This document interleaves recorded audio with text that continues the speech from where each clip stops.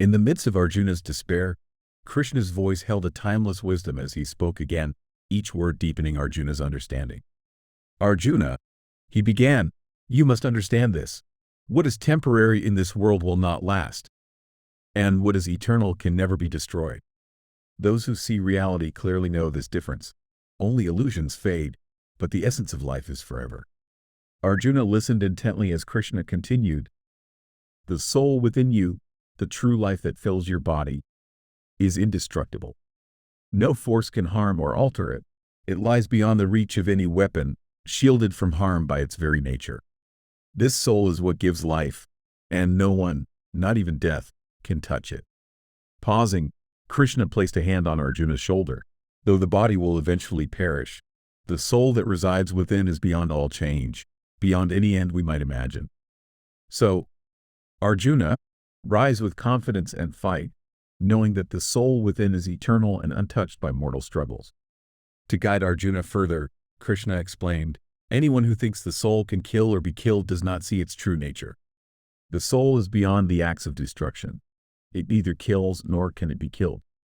Looking out over the battlefield, Krishna's voice was steady and calm as he concluded, the soul was never born, nor can it die.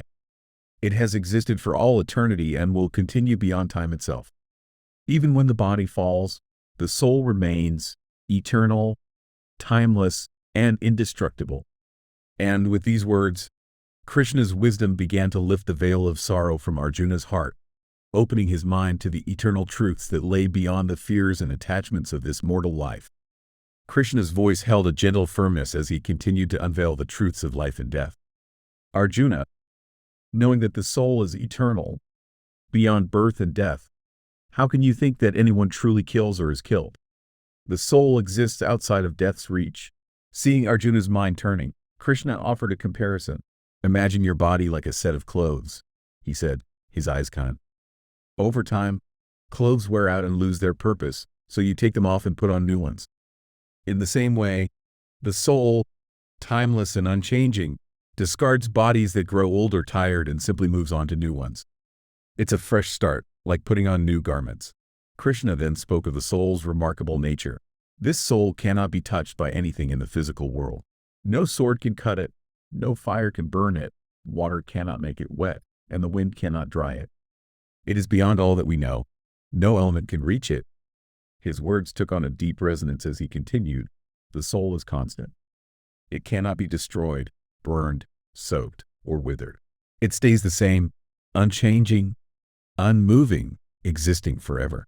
It is untouched by the trials of the material world. Krishna looked steadily at Arjuna, conveying both wisdom and reassurance. Because the soul is beyond anything we can harm or destroy, there is no need to feel sorrow. Knowing this, why grieve over something so indestructible, Arjuna? And with each word, Krishna's teachings began to replace Arjuna's doubts with a profound understanding, lifting him from grief into a realm of eternal truths. Each verse has been turned into a simple story to help make the concepts easier to understand while maintaining the original ideas. Here's a simplified storytelling version of the verses, paraphrased for better understanding. As Arjuna stood silent and pensive, Krishna's voice held a new gentleness, his words unfolding like a balm to Arjuna's troubled heart.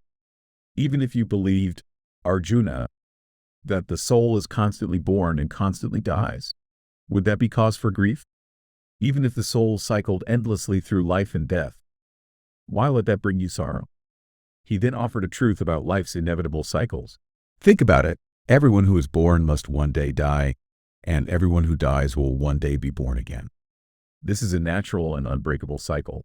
Arjuna, there is no need to feel sadness over something as inevitable as the sun rising and setting. Krishna's gaze held the calm wisdom of one who sees beyond the veil of ordinary life. Before birth, all living beings are hidden, unseen in the mystery of existence. Then, when they are born, they briefly appear before our eyes, only to return to the unseen realm after death. This is simply the cycle of life, like waves rising and falling on the shore. Why mourn it? As Krishna spoke, he acknowledged the wonder this truth could evoke. Some look upon the soul with amazement, unable to fathom its mysteries. Others speak of it in awe, trying to capture its depth, and some listen to it explained with fascination. Yet, Even after hearing of the soul's nature, many cannot truly grasp what it is.